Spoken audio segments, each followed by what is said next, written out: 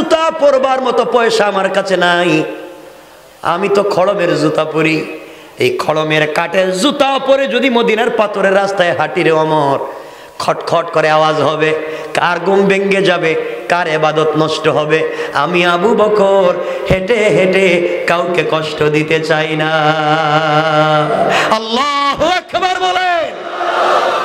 ইসলাম কেমনে মানুষকে পরিবর্তন করে দিয়েছে। রব বলেছেন লিতুখরিজান নাস মিনাজ যুলুমাতি ইলান নূর। কোরআন যদি সমাজে জিন্দা হয়ে যায়, এইভাবে সমাজ থেকে অন্ধকার দূর হয়ে যাবে। দূর করে দিবেন কে? আওয়াজ করে বলেন কে? এই জন্য যুবকদেরকে দুহাত জোড় করে বলছে, যুবকেরা শোনো, ও যুবকেরা শোনো, আজকে তোমরা দুনিয়ার জমিনে প্রেম ভালোবাসা নিয়ে মত্ত হয়ে আছো। বাবারা শোনো, টাকা পয়সার পিছনে পড়ে আছো। তোমার গাড়ি আছে, বাড়ি আছে, মিল ফ্যাক্টরি আছে, কল কারখানা আছে, শিল্প আছে, পয়সা আছে, সব পড়ে থাকবে। থাকবেন না শুধু আপনি, শুধু আপনি, সব ঘরে পড়ে থাকবে। থাকবেন না আপনি। আপনি মনে করেছেন ব্যবসা আপনার, আপনি মনে করেছেন সব আপনার, সব চিন্তা করে টাকা পয়সা যা আছে আপনার। আপনি ক্যাশের বাক্স খুলে সারাদিন ব্যবসা করে টাকা গণতে গিয়েছেন, আপনি জানেন না হতে পারে আপনার ক্যাশের বাক্সের ভিতরে আজরাইল বসা। কথা বলছেন না কেন? মওত যে কোনো সময় যে কারো চলে আসতে পারে। এই জন্য আল্লাহর ওয়াস্তে, আল্লাহর ওয়াস্তে আল্লাহর কদমে সাজদায় পড়ে যাও, এক একটা সাজদা দেও। রব বলেছেন পৃথিবীর কোনো জিনিস দিয়ে আমাকে সন্তুষ্ট করা যায় না, সন্তুষ্ট করা যেতে পারে একমাত্র সাজদায়। কি দিয়া? এই জন্য আমার তিলাওয়াতকৃত আলোচনাতে আল্লাহ বলছেন ওয়াল্লাযীনা ইয়াকুলুনা রব্বানা ইসরিফ আন্না আযাব জাহান্নাম ইন্না আযাবাহা কানা গারামা। আল্লাহ বলে দিয়েছেন মুসলমানেরা সাকারাত শুরু হয়ে যাওয়ার আগে, গারগারাত শুরু হয়ে যাওয়ার আগে, কবরে চলে যাওয়ার আগে, মালাকুল মউত আজরাইল পৌঁছে যাওয়ার আগে আমার যেই বান্দা গোটা জিন্দেগির অপরাধের জন্য আমি আল্লাহর দরবারে দুইটা হাত উঠাইয়া গোটা জিন্দেগির অপরাধের জন্য ক্ষমা চাইবে, যত বড় অপরাধী হোক না কেন, আমার কদমে বান্দা যখন সেজদায় পড়ে যায়, সাথে সাথে আমি আল্লাহ আমার বান্দার জিন্দেগির গুনাহকে মাফ করে দেয়। এই জন্য আল্লাহকে সন্তুষ্ট করার একটা জায়গা হচ্ছে সেজদা। আল্লাহর কদমে যদি ঠিক মতো সেজদা দিতে পারেন, রব বলেছেন আমি সন্তুষ্ট হয়ে যাই। আল্লাহ রাব্বুল ইজ্জত ওয়াল জালাল দুনিয়ার জমিনে শুধুমাত্র কেবলমাত্র যখন জিবরিল আমিনকে তৈরি করলেন, জিবরাইলকে সৃষ্টি করলেন, জিবরাইল আর আল্লাহ ছাড়া পৃথিবীর জমিনে আর কেউ নাই। জিবরাইল আল্লাহকে ডাক দিয়ে বলছেন, আল্লাহ তাআলা আপনার কাছে আমি জানতে চাই কি করলে সন্তুষ্ট আপনাকে করা যায়, কিসের মাধ্যমে আপনাকে খুশি করা যায়। আল্লাহ রাব্বুল ইজ্জত ওয়াল জালাল ডাক দিয়ে বলছেন, জিবরাইল রে, যা সৃষ্টি করেছি আর যা সৃষ্টি করব, আরশ, কুরসি, লৌহ কলম, জান্নাত, জাহান্নাম, জিন্নাত, ইনসান, ফেরেশতা, যা তৈরি করি নাই, যা তৈরি করব রে জিবরাইল, সব যদি তুমি আমাকে দিয়ে দাও খুশি করতে পারবা না, কিন্তু একটা সেজদা যদি কেউ আমাকে দিতে পারে, ওই একটা সেজদার মাধ্যমে আমি আল্লাহ সন্তুষ্ট হয়ে যাই। আমার বন্ধুগণ কথাগুলো দিল দিয়ে শোনেন। তারিখে ইবনে জারির তাবারিতে লিখে জিবরিল আমিন আল্লাহর কাছে বলেছেন, আল্লাহ তাআলা সন্তুষ্ট যদি ওইটার মাধ্যমে করা যায়, যদি সেজদার মাধ্যমে আপনাকে সন্তুষ্ট করা যায়, আমি আপনার কদমে সেজদা দিতে চাই। জিবরিল আমিন আল্লাহ তাআলার কদমে সেজদায় পড়ে গেলেন। দুটা বর্ণনা, কেউ বলেছেন একাধারে 30,000 বছর সেজদা করলেন, আর কেউ বলেছেন একাধারে 30 লক্ষ বছর আল্লাহর কদমে সেজদা করলেন। দীর্ঘক্ষণ সেজদা করবার পরে জিবরিল আমিন মাথা উঠালেন আর আল্লাহর কাছে ডাক দিয়ে বলছেন, আল্লাহ তাআলা লম্বা সেজদা করেছি, আপনার কাছে আমি জানতে চাই এত লম্বা সেজদা আপনাকে করলাম, আপনি আমার উপরে সন্তুষ্ট হলেন কিনা। আল্লাহ রাব্বুল ইজ্জত ওয়াল জালাল জানাইয়া দিলেন, জিবরাইল রে, 30 লক্ষ বছর সেজদা করে তুমি যা অর্জন করতে পারো নাই, জিবরাইল আখিরি জামানার পয়গম্বর রাসূল পাক সাল্লাল্লাহু আলাইহি ওয়াসাল্লামকে আমি আল্লাহ যে উম্মত দান করেছি, যা উম্মত দান করব, আখিরি জামানায় যে গোলামেরা আসবে ওরা প্রতিদিন কমপক্ষে 5 ওয়াক্ত সালাত পড়বে। 5 ওয়াক্ত সালাতে কমপক্ষে 17 রাকাত নামাজ ফরজ পড়বে। কমপক্ষে 17 রাকাত নামাজ ফরজ পড়বে। আপনারা দেখেন তো ফজরের নামাজ ফরজ কয় রাকাত? জোহরের কয় রাকাত? কত হলো? আসরের 4 রাকাত কত হলো? মাগরিবের 3 কত হলো? 13। ইশার 4 কত হলো? আল্লাহ বলছেন আমার আখিরি জামানার গোলামেরা কমপক্ষে 17 রাকাত সালাত ফরজ পড়বে। প্রত্যেকটা রাকাতে কমপক্ষে 2টা করে সিজদা করবে। প্রত্যেকটা সিজদায় কমপক্ষে 3 বার করে সুবহান রাব্বিল আলা বলবে। ও জিবরাইল, তুমি 30 লক্ষ বছর সিজদায় পড়ে যেই মর্যাদার যেই সম্মান লাভ করতে পারো নাই, আমার আখিরি জামানার গোলামেরা একটা বার সিজদায় গিয়া একবার যখন সুবহান রাব্বিল আলা বলবে, তার ওই একবারের সিজদায় তোমার 30 লক্ষ বছরের চাইতে আমার কাছে তার একটা সিজদার একবারের সুবহানাল্লাহ বেশি দামি হয়ে যাবে। এই জন্য আল্লাহর কদমে সিজদা করে রবকে পেতে চাও। জীবনে গোনা নাফরমানি আমাদের তো হয়ে গিয়েছে, কম তো আর নাফরমানি করি নাই, অন্যায় তো অনেক হয়ে গিয়েছে। রব বলেছেন কদমে সিজদায় পড়ে যাও, তিনি আমাদেরকে মাফ করে দিবেন। মাফ করে দিবেন কে? সুতরাং মনে রাখবেন, আমাদের অন্তরে যদি জবাবদিহিতার ভয় থাকে, অন্তরে যদি এটা থাকে যে আমাকে কোরআন মানতে হবে, সুন্নাহ মানতে হবে, মানুষের অন্যায় অনাচার ওই দেশের এই দেশের বিরুদ্ধে বলে কোনো লাভ নাই, আমি আপনি ঠিক হয়ে যাই, সুদ ছেড়ে দেই, ঘুষ ছেড়ে দেই, ফেন্সিডিল ইয়াবা ছেড়ে দেই, চুরি চামারি বদমাইশি ছেড়ে দেই, গরিবের জায়গা জমি দখল করা ছেড়ে দেই। আমরা তো সমাজে অনেক লোক আছি, খুব ভাবভঙ্গি ধরি ঠিকই, কিন্তু খবর নেন দেখবেন মানুষের জায়গা জমি নিজে বুয়া জাল দলিল করে রাইখা দিস। কথা কয় না কেন? এগুলা নাই সমাজে। তো এতগুলো অন্যায় করবার পরে আমি আপনি ভালো মানুষ সাজতে পারবো না। মনে রাখবেন, আপনি যতই তাহাজ্জুদ পড়েন, যতই এই সেই করেন, যদি দিলের ভিতরে জবাবদিহিতার ভয় না থাকে, আপনি গুনাহ ছাড়তে পারবেন না, আপনি অন্যায় ছাড়তে পারবেন না। সুতরাং আল্লাহ তাআলার কাছে আমরা চাইতে পারি আল্লাহ যেন আমাদের ক্ষমা করে দেয়। জোরে বলেন আমিন। 12টা হয়ে গেছে না, আমি আপনাদের কষ্ট হবে দেখতেছি, 12টার উপরে তো আপনাদের তো অসুবিধা হচ্ছে। আগামীকাল তো আবার প্রোগ্রাম আছে, আজকে আগামীকালকে শেষ দিন, লম্বা আলোচনা শুনবেন।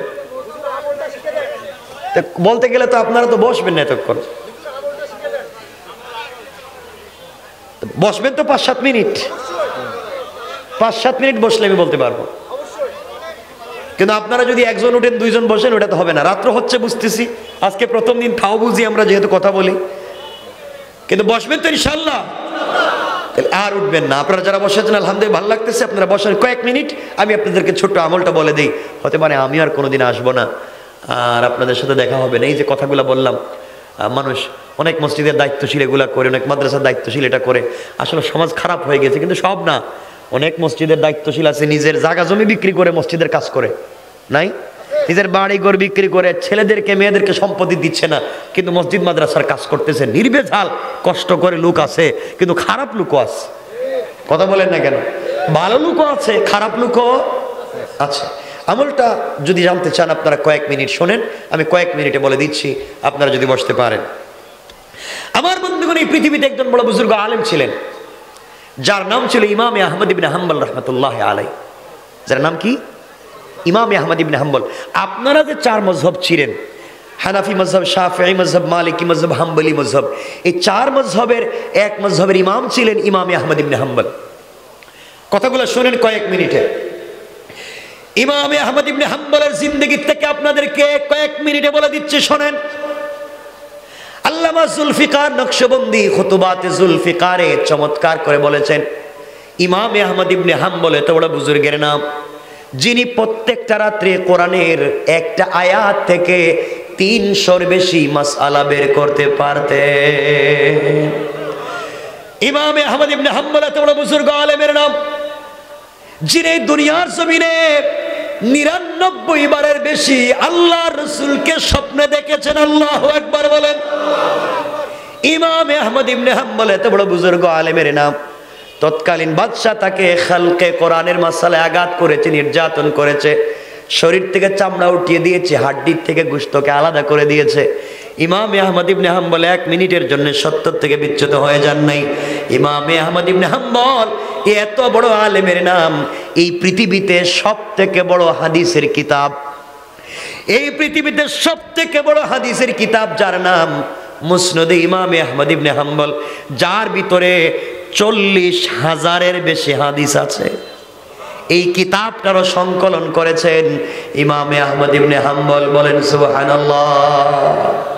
তার জিন্দেগি থেকে, ওই এমন একজন বুজুর্গের জিন্দেগি থেকে ছোট্ট আমলের কথা বলছি, লাইফ কামিয়াব হয়ে যাবে যদি আমরা এটা মনে রাখতে পারি। ইমাম আহমদ ইবনে হাম্বল রাহমাতুল্লাহ চিন্তা করলেন, সফর করে যদি তিনি আসতে চান, সন্ধ্যা হয়ে গিয়েছে, আসতে আসতে সারা রাত শেষ হয়ে যাবে, সফর করে তিনি আর নিজের গ্রামে আসতে পারবেন না। সিদ্ধান্ত নিলেন যেখানে রাত্র হয়ে গিয়েছে ওই মসজিদে তিনি মাগরিবের নামাজ পড়বেন, ইশার নামাজ, ইশার সালাত তিনি মসজিদে আদায় করবেন, সারা রাত এই মসজিদে কাটাইয়া দিবেন। ফজর হয়ে গেলে আবার সফর করে নিজের বাড়িতে আসবেন। কথাগুলো শোনেন। ইমাম আহমদ ইবনে হাম্বল অপরিচিত এলাকায় গিয়ে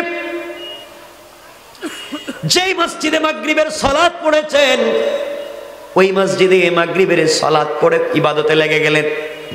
ইশার আজান হলো, ইশার সালাত আদায় করলেন। ইশার সালাত আদায় করে মসজিদের কর্নারে তিনিও লেগে গেলেন তাসবিহ পড়তে, জিকির করতে, কাটাইয়া দিলেন। রাত্র হয়ে যাচ্ছে, মসজিদ থেকে বের হচ্ছেন না দেখে মসজিদের স্টাফ, মসজিদের মুসল্লি অথবা মসজিদের কমিটির কেউ বলছে, আঙ্কেল আপনাকে চিনি না, অপরিচিত মনে হয়, আপনি যাচ্ছেন না কেন? সবাই চলে গিয়েছে। ইমাম আহমদ ইবনে হাম্বল বলছেন, শোনো রে, আমি একজন পথিক মুসাফির, আমাকে কেউ চিনবা না, আমার বাড়ি এখানে না, আমি একজন বৃদ্ধ মানুষ, কোথায় যাব? রাত্র হয়ে গিয়েছে, কেউ চিনে না, আজকে রাত্রে মসজিদে কাটাইয়া দিতে চাই, ফজরের সালাত পড়ে আমি মসজিদ থেকে চলে যাব। কিন্তু ওরা বলছে আমাদের মসজিদে রাত্রবেলা থাকবার কোনো পারমিশন নাই। ইমাম আহমদ ইবনে হাম্বল নিজের পরিচয় দিলেন না, তিনি শুধু বললেন, আমার যে কেউ নাই, কোথায় যাব? আজকে রাত্রেটা কাটাইয়া দেই। এক কথায় সংক্ষেপ করে বলি, কোনো কথা নাই। ইমাম আহমদ ইবনে হাম্বল বৃদ্ধ মানুষের গাট্টিটা কান্দে দিয়ে ধাক্কা দিয়ে বের করে দিয়েছে মসজিদ থেকে। ইমাম আহমদ হাম্বলের মতো বুজুর্গ আলিম মসজিদ থেকে বের হয়ে গিয়েছেন, একটা বারের জন্য নিজের পরিচয় দেন নাই, একবারের জন্য তিনি বললেন না আমি এই জমানার সব থেকে বড় আলেম ইমাম আহমদ ইবনে হাম্বল। তিনি যদি একবার বলতেন এই জামানার বড় আলেম ইমাম আহমদ ইবনে হাম্বল আমি, মানুষ বের করে দেওয়া দূরের কথা, পুরো এলাকাবাসী তার খিদমত লেগে যেত, কে খাওয়াবে, কে হাদিয়া দিবে, কে তেল মালিশ করবে, সারা রাত কাটাইয়া দিত। নিজের পরিচয় দিলেন না, নিজের পরিচয় দিলেন না, নিজেকে ছোট করলেন। তারা নিজেকে ছোট করলেন, এই জন্য আল্লাহ তাআলা তাদেরকে বড় বানাইয়া দিলেন। ওই জায়গায় ইমাম আহমদ ইবনে হাম্বল না হয়ে যদি আমি হইতাম, আমরা হইতাম, আর আমাদেরকে কেউ এভাবে বের করে দিত, পকেট থেকে কার্ড বের করে দিয়ে বলতাম, কেন আমাকে বের করে দিলেন? দেখেন তো আমার চিনেননি, গোটা দুনিয়ার মানুষ আমাকে চিনে, আপনি চিনলেন না, এই যে আমার কার্ড দেখেন, আমি কত বড় বল্টু মিয়া, কথা কোন নাকি, আমার পরিচয় দেখেন। এই জন্য আমরা নিজেকে বড় করতে চাই, আল্লাহ আমাদেরকে ছোট বানাইয়া দেয়। ইমাম আহমদ ইবনে হাম্বল নিজেকে ছোট বানাইছেন, আল্লাহ বড় বানাইয়া দিস। ইমাম আহমদ ইবনে হাম্বল চলে গেলেন, হাঁটতে হাঁটতে গভীর রাতে কনকনে শীতে কাঁপতেছেন। কিছু দূর যাওয়ার পরে দেখে বিশাল বড় একটা বাজার দেখা যায়, পুরা বাজারের সবগুলা দোকান বন্ধ। বাজারের মধ্যখানে গিয়ে দেখে ঝুপড়ি ঘরের ভিতরে ভাঙ্গা একটা দোকান, এই দোকানের ভিতরে একটা জোয়ান চুলার মধ্যে আগুন জ্বালিয়ে রেখে দিয়েছে। ইমাম আহমদ ইবনে হাম্বল আস্তে আস্তে করে দোকানের কাছাকাছি পৌঁছে গেলেন। জোয়ানটাকে ডাক দিয়ে বলছেন, যুবক রে, এই বাজারের সবগুলা দোকানের দোকান বন্ধ, গভীর রাত্রে তোমার দোকান দেখি খোলা, ব্যাপার কি? যুবক ডাক দিয়ে বলছে, আঙ্কেল নিশ্চয় আপনি এলাকার অপরিচিত, এই জন্য আমাকে চিনলেন না। 30টা বছর থেকে বাজারে আমি দোকানদারি করি, এই বাজারের সবগুলা দোকানদার ফজরের পরে দোকান খুলে, সন্ধ্যার আজান হয়ে গেলে বন্ধ করে দেয়, আর একমাত্র কেবলমাত্র আমি দোকানদার সন্ধ্যার পরে দোকান ওপেন করি, খুলি, ফজরের আজান হলে বন্ধ করে দিই। গভীর রাত্রে এই ঝুপড়ি ঘরে ভাঙ্গা দোকানে কয়েক টাকার রুটি আমি বিক্রি করি। ইমাম আহমদ ইবনে হাম্বল বললেন, জোয়ান রে, তাই যদি সত্য হয় থাকে তোমার দোকানে চুলার ভিতরে আগুন জ্বলে, আমি কি দোকানের বাহিরে দাঁড়িয়ে থাকতে পারি? তোমার চুলার থেকে কিছু তাপ লাগাতে পারবো, আগুন পোহাতে পারবো, এর মাধ্যমে শরীর থেকে কিছু ঠান্ডা কমে যাবে। যুবক ডাক দিয়ে বলছে, আঙ্কেল আপনি বৃদ্ধ মানুষ, কাঁপতেছেন, আপনি বাহিরে থাকবার দরকার নাই, আপনি আমার দোকানের ভিতরে আসেন, আমিও আছি ফজর পর্যন্ত, আপনিও থাকবেন, ফজরের সময় আপনি চলে যাবেন। ইমাম আহমদ ইবনে হাম্বল রাহমাতুল্লাহি আলাইহি যেই দোকানের ভিতরে প্রবেশ করলেন আর নিজেকে সামলিয়ে রাখতে পারলেন না। তাকাইয়া দেখেন এই যুবকটা দোকানের ভিতরে গভীর রজনীতে রুটি তৈরি করে বিক্রি করে। রুটি বানাবার জন্য যখন যুবকটা খামির বানায়, এই যুবকটা রুটি বানাবার জন্য যখন খামির বানায়, যুবকের জবানে শুধু পড়ে আস্তাগফিরুল্লাহ, একটা মাত্র শব্দ, আস্তাগফিরুল্লাহ, আস্তাগফিরুল্লাহ, এক শব্দ, আর কোনো কথাই নাই। রুটি খামির বানাইয়া কমপ্লিট রুটি তৈরি করে যখন চুলার ভিতরে দেয়, আবার পরে আস্তাগফিরুল্লাহ, চুলা থেকে রুটি উঠাইয়া নির্ধারিত জায়গায় রাখে, আবার পরে আস্তাগফিরুল্লাহ। কোন কাস্টমার যখন তার কাছে রুটি কিনতে আসে, হাতের মধ্যে রুটি দিয়ে পড়ে আস্তাগফিরুল্লাহ। এইভাবে যুবকের আশ্চর্য ঘটনা দেখে ইমাম আহমদ ইবনে হাম্বল আশ্চর্য হয়ে গেলেন। ডাক দিয়ে বললেন, যুবক রে, কোনো কথা নাই, শুধু আস্তাগফিরুল্লাহ বলো, ব্যাপারে কি? যুবক বলছে, আঙ্কেল 30টা বছর থেকে আস্তাগফিরুল্লাহ বলি, এই জন্যে বলি জবাবদিহিতার ভয় আমার ভিতরে আছে। আমি যে গভীর রজনীতে বাজারে রুটি বানাই, হাত দিয়ে রুটি বানাই, সবগুলা রুটি আমি সমান বানাতে পারি না। কোন রুটি হালকা বড় হয়ে যায়, কোনোটা হালকা ছোট হয়ে যায়, কোনোটা হালকা পাতলা হয়ে যায়, কোনোটা হালকা ভারী হয়ে যায়, কোনোটা হালকা কাঁচা থেকে যায়, কোনোটা হালকা শক্ত হয়ে যায়। সবাইকে সমান করে দিতে পারলাম না, কিন্তু সবার কাছ থেকে পয়সা কিন্তু সমান নেই। এই যে আমি ইনসাফ কায়েম করতে পারলাম না, আমানত ঠিক রাখতে পারলাম না, সবাইকে সমান দিতে পারলাম না, আল্লাহর আদালতে আমি কি জবাব দিব? অনিচ্ছা সত্ত্বে যে ভুল হয়ে গিয়েছে, এই জন্য আস্তাগফিরুল্লাহ বলি, আল্লাহ তাআলা যেন আমাকে ক্ষমা করে দেয়। ইমাম আহমদ ইবনে হাম্বল বললেন, জওয়ান, আস্তাগফিরুল্লাহ বলছো, আল্লাহ যেন তোমাকে ক্ষমা করে দেয়, এই কথা আপনাদেরকে কেন বললাম? এখানে অনেক আছেন হয়তো বাজারে চায়ের দোকান আছে, দোকানে পরোটা বিক্রি করেন, আপনার চায়ের কাপ কিন্তু সমান না, সব কাস্টমারকে সমান চা দিতে পারেন না, কারো চায় চিনি বেশি হয়, কারো চায় পানি কম হয়, কথা বলেন না কেন? কারো রুটি হালকা পাতলা হয়ে যায়, কারো রুটিতে তেল কম পড়ে যায়, বেশি পড়ে যায়, এই যে কম বেশ হলো, টাকা কিন্তু সমানই নিছেন। আল্লাহর আদালতে বেইনসাফির কাঠ গড়ে আপনাকে জবাব দেওয়া করা লাগবে, আমানত নষ্ট করবার কারণে জবাবদিহি করা লাগবে। আর যদি জবানে আস্তাগফিরুল্লাহ থাকে, কি লাভ একটু দেখেন। ইমাম আহমদ ইবনে হাম্বল বললেন, জওয়ান রে, 30টা বছর থেকে তুমি আস্তাগফিরুল্লাহ পড়েছো, কি লাভ আর কি ক্ষতি হয়েছে আমাকে বলো। যুবক মুস্কি হেসে দাঁড়িয়ে গিয়েছে আর ডাক দিয়ে বলছে, আঙ্কেল 30টা বছর থেকে ঝুপড়ি করে এই ভাঙ্গা দোকানে কয়েক টাকা রুটি বিক্রি করি, গভীর রাত্রে কয়েকটা কাস্টমার আনে, এই ভাঙ্গা দোকানে 30টা বছর থেকে রুটি বিক্রি করি আর আস্তাগফিরুল্লাহ পড়ি। এই আস্তাগফিরুল্লাহর বরকতে আমার আল্লাহ কয়েক টাকা রুটি বিক্রি করা পয়সায় বরকত এমন দিয়েছে, আমার পরিবারে 50 জনের বেশি ফ্যামিলি মেম্বার, 50 জনের বেশি আমার পরিবারের সদস্য, এই কয়েক টাকা রুটি বিক্রি করা পয়সা দিয়া 50 জনের ফ্যামিলি মেম্বারকে আমি চালাই, এলাকার মসজিদ মাদ্রাসায় দান করি, গরিব অসহায় মানুষকে দান করি। এত দান সাদকা খয়রাত করবার পরেও মাস শেষে দেখা যায় আমার পকেটের টাকা শেষ হয়ে যায় না। আল্লাহু আকবার।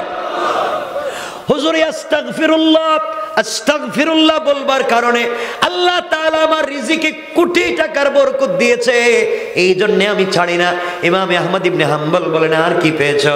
যুবক বলছে, আঙ্কেল 30টা বছর থেকে আস্তাগফিরুল্লাহ পড়ে যাই। 20 বছর বয়সে দোকানদারি শুরু করেছি, এখন 50 বছর হয়ে গিয়েছে, আমার বয়স 30 বছর থেকে দোকানদারি করি। ইমাম আহমদ ইবনে হাম্বলকে বলছে, আঙ্কেল আমার বয়সে কত মানুষ মারা গেল, কিন্তু আস্তাগফিরুল্লাহর আমল করবার কারণে আল্লাহ তাআলা এই পর্যন্ত আমার হায়াতে বারাকা দিয়েছে। ইমাম আহমদ ইবনে হাম্বল বললেন, জোয়ান আর কি পেয়েছো? এবার যুবক বলছে, আঙ্কেল 30টা বছর থেকে আস্তাগফিরুল্লাহ পড়ে যায়, 30টা বছরে আল্লাহ তাআলা আমার বডিতে কঠিন কঠিন রোগ দেওয়া তো দূরের কথা, জ্বর সর্দি কাশির মতো সাধারণ কোনো রোগ দেয় নাই। আল্লাহু আকবার। ইমাম আহমদ ইবনে হাম্বল বললেন, জোয়ান কোটি টাকার মালিক হয়েছ, হায়াতে বরকত পেয়েছো, সুস্থতার নিয়ামত পেয়েছো, আর কি পাইলা? যুবক বলছে, আঙ্কেল 30টা বছর থেকে আস্তাগফিরুল্লাহ পড়ে যাই, আল্লাহ তাআলা আমাকে কি দিয়েছেন চিন্তা করতে পারবেন না। এই 30টা বছরে 35 বারের বেশি আল্লাহর রাসূলকে স্বপ্নে দেখেছি। ইমাম আহমদ ইবনে হাম্বল আশ্চর্য, শুধু একটা শব্দ আস্তাগফিরুল্লাহ, তার কি এত বরকত জোয়ান পেয়ে গিয়েছে। এবার ইমাম আহমদ ইবনে হাম্বল বললেন, জোয়ান আর কি পাইছো আমাকে বলো।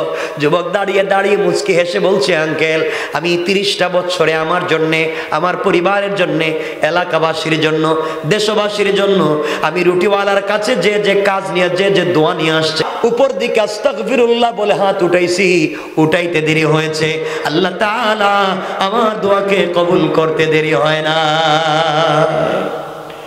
ইমাম আহমদ ইবনে হাম্বল বললেন, জোয়ান তাহলে নিশ্চয় তুমি মুস্তাজাবুদ দাওয়া, হাত উঠালে দোয়া কবুল হয়ে যায়। যুবক বলছে, আঙ্কেল মুস্তাজাবুদ দাওয়া কি না জানি না, কিন্তু দোয়া তো কবুল হয়ে যায়।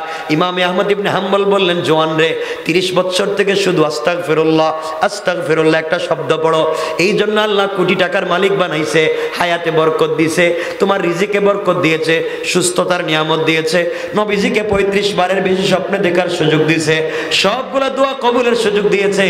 তোমার তো জিন্দেগিতে অপূর্ণতা বলতে কিচ্ছু নাই, তোমার তো খুশি আর আনন্দ, তোমার তো জিন্দেগির কষ্ট বলতে কিছুই নাই। যুবক তোমার কাছে আমি জানতে চাই, তোমার লাইফের তো পূর্ণতার ভিতরে, সুখ আর শান্তির ভিতরে তোমার মনে কি কোনো কষ্ট আছে? তোমার মনে কি কোনো দুঃখ আছে? এবার যুবক সেজদায় পড়ে কাঁদতেছে, কান্না করে সেজদা থেকে উঠে বলছে, আঙ্কেল আপনি চিনেন না, আপনি আমাকে আজকে কষ্টের কথা মনে করে দিয়েছেন। 30টা বছর পরে প্রতিদিন যেই কষ্ট নিয়ে কান্দি, আপনি আমার কষ্টের কথা মনে করে দিলেন। ইমাম আহমদ ইবনে হাম্বল বললেন, কি করলাম জোয়ান বড়? যুবক বলছে, আঙ্কেল 30টা বছরে আল্লাহর কাছে আমি যা চেয়েছি, আল্লাহ আমাকে কোটি টাকার মালিক বানাইছে, হায়াতে বরকত দিছে, সুস্থতার নিয়ামত দিছে, কোটি টাকার মালিক বানাইছে, আল্লাহ রাসূল পাককে স্বপ্নে দেখার সুযোগ দিয়েছে, সবগুলা দোয়া কবুল করছে। কিন্তু 30টা বছরে সব দোয়া কবুল করে, ছোট্ট একটা দোয়া আল্লাহর কাছে প্রতিদিন 2-3 বার করি, এই দোয়াটা কেন কবুল হয় না জানি না। কোন গুনাহ করছি, কোন অন্যায় করছি, সব কবুল করে। দোয়া করলে পয়সা বাড়াইয়া দে, দোয়া করলে হায়াত বাড়াইয়া দে, দোয়া করলে ব্যবসা বাড়াইয়া দে, কিন্তু এই ছোট দোয়াটা আমার কবুল হয় না। ইমাম আহমদ ইবনে হাম্বল বললেন, জোয়ান রে 30টা বছরের কোন দোয়া তোমার কবুল হয় না? যুবক বলছে, আঙ্কেল পয়সার অভাব নাই, হায়াতের অভাব নাই, সুস্থতার অভাব নাই, দোয়া কবুল হয়। নবীজিকে স্বপ্নে দেখি, ছোট্ট একটা দোয়া করি, কিন্তু আল্লাহ কবুল করে না। এই দোয়াটা হলো 30টা বছরে প্রতিদিন 3-4 বার আল্লাহর কাছে বলেছি, আল্লাহ আমি শুনেছি এই জামানার, এই পৃথিবীর সব থেকে বড় আলেম, সব থেকে বড় ইমাম বর্তমান জামানা, যার নাম ইমাম আহমদ ইবনে হাম্বল, আমি একটাবার তাকে দেখতে চাই, একটাবার তার নজর দেখতে চাই, তার কাছ থেকে দোয়া নিতে চাই। এত দোয়া করি, আল্লাহ সব দোয়া কবুল করে, আমার এই দোয়াটা কবুল করেন। আল্লাহু আকবার। এই দোয়া কবুল করেন, এই জন্য কান্না করি। সব দে, ইমামে আহমদ ইবনে হাম্বলকে দেখতে চাই, দোয়া কবুল করে না। ইমামে আহমদ ইবনে হাম্বল আর নিজেকে সামলে রাখতে পারলেন না, কান্না করে দিলেন। যুবকটাকে জড়াইয়া ধরলেন আর বললেন, যুবক রে, তুমি যার জন্য দোয়া করো আল্লাহ তাআলা এই বুড়া ইমামে আহমদ ইবনে হাম্বলকে নিজের ঘর থেকে বের করে সারাদিন সফর করাইয়া মাগরিবের সময় একটা মসজিদে নামাজ পড়াইয়া ইমামে আহমদ ইবনে হাম্বল সিদ্ধান্ত নিয়েছে ওই মসজিদে তিনি ফজরের নামাজ পড়বেন। আল্লাহ তাআলা মসজিদ থেকে বাইর করাইয়া সারা রাত রাস্তায় হাঁটাইয়া হাঁটাইয়া তোমার দোকানের সামনে আনাইয়া তোমার দোকানের ভিতরে দাঁড়াইয়া এই মুহূর্তে যেই পাগল মুরব্বিটা তোমার সামনে দাঁড়াইয়া তোমাকে জড়াইয়া কথা বলতেছে, যুবক রে, এই পাগল এই মুরব্বি আর কেউ না, আমি হলাম সেই ইমামে আহমদ ইবনে হাম্বল। আল্লাহু আকবার। 30টা বছর থেকে দেখবার জন্য কান্দো, যাকে দেখতে চাও এই তুমি দেখবার জন্য আর যাওয়া লাগে নাই। আল্লাহ তাআলা তোমার দোকানের ভিতরে আমাকে নিয়ে এসেছে। ও যুবক, তুমিও ইস্তেগফার করে আমার কাছে দোয়া করো। আর যুবক রে, তোমাকে ছোট্ট একটা কথা বলে দেই, আস্তাগফিরুল্লাহ পড়ে কোটি টাকার মালিক হইছো, হায়াতে বরকত পাইছো, সুস্থতার নিয়ামত পাইছো, নবীজিকে স্বপ্নে দেখার সুযোগ পাইছো, সবগুলা দোয়া তোমার কবুল হয়েছে। এগুলা দুনিয়ার কাজ। আর একটা কথা বলে দিই, তুমি যদি কন্টিনিউ ইন্তেকালের আগে আস্তাগফিরুল্লাহ পড়তে পারো, নবীজি বলেছেন এই উম্মতটা ইন্তেকাল করলে আমার হাতে হাউজে কাউসারের পানি পান করে আমার সঙ্গে জান্নাতে পৌঁছে যাবে। লম্বা কথা। এই যুবকটা আমল করতো কি? একটা শব্দ, পুরো আস্তাগফিরুল্লাহ না, শুধু একটা শব্দ, আস্তাগফিরুল্লাহ আস্তাগফিরুল্লাহ আস্তাগফিরুল্লাহ। পারবো না আমরা? কে আছে যে এই শব্দটা বলতে পারে না? বাচ্চাদেরকে শিখাবেন, মা বোনদেরকে শিখাবেন, যাকে তাকে পাইবেন শিখাবেন, আস্তাগফিরুল্লাহ আস্তাগফিরুল্লাহ আস্তাগফিরুল্লাহ। ইনশাআল্লাহ আল্লাহ আমাদেরকে দুনিয়া আখিরাতে কমপ্লিট কামিয়াব করে দিবেন। জোরে বলেন আমিন। আরো জোরে আওয়াজ করে বলেন আমিন। রাত্র 12:30 হয়ে গেছে।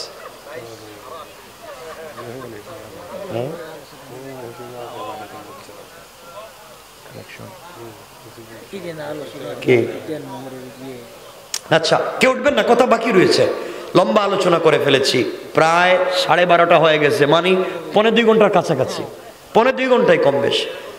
এজন্যে আপনারা কষ্ট নেবেন না, বসেন। আলহামদুলিল্লাহ বসে আছেন, কেউ উঠবেন না। আমি কথা আরো বলবো, শেষ করি নাই। আমি এতক্ষণ যা কথাগুলো বলছি আপনাদেরকে পুরো আলোচনায় বুঝাতে চাইছি একটা কথা, জবাবদিহিতার ভয় যদি থাকে, কোরআন যদি সাথে থাকে, তাহলে এই সমাজে পরাজয়ের কোনো সম্ভাবনা নাই। আর একটা আমল যদি আস্তাগফিরুল্লাহ থাকে, দুনিয়া এবং আখিরাত কমপ্লিট করে দিবেন কে? হাত উঠান সবাই, সবাই। যার হাত নাই আপনি উড়াইয়েন না, আমরা আল্লাহর হুকুমের হাত নাই। সবাই চিৎকার করে বলেন, এই হাত দিছেন কে? আবার বলেন কে? আমাদের মালিক কে? আমাদের সম্পদের মালিক কে? আমাদের পয়সার মালিক কে? তাহলে পকেটে হাত দেন। এই যে আপনাদেরকে বললাম, আসলে সুদ ঘুষটা সয়লাভ হয়ে গিয়েছে সমাজে। আজকে আমরাই পাবলিকের জায়গা জমি দখল করে মাইরে খাইতেছি। কিছু বলবেন কি? এটা কি? এটা কি? আপনি যখন ছোট মাদ্রাসায় গেছেন তখন কি মসজিদ মাদ্রাসায় ছিল? তা কি বলছে, মানে তাবলীগ করবেন, করবেন না কেন? করবেন। ফিতনা, হ্যাঁ ফিতনা। আসসালাম, আসসালামু আলাইকুম। জি ভাই, আমার কি এটা? তাগফির লানা ওয়া তারহামনা লানাকুনান্না মিনাল খাসিরিন।